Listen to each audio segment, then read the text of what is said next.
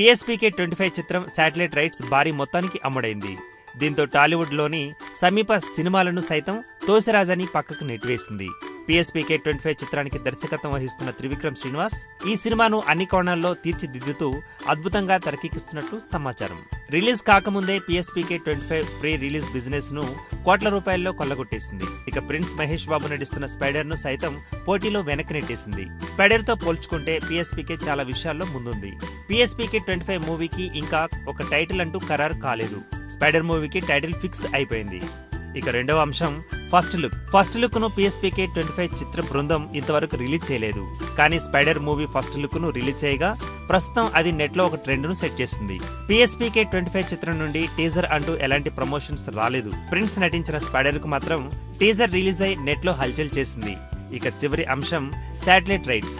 ఈ విషయంలో PSPK25 చాలా ముందు అడుగులో అంటే అందనంత ఎత్తులో నిలిచింది. PSPK25 శాటిలైట్ రైట్స్ 32 కోట్ల రూపాయలకు పలికింది.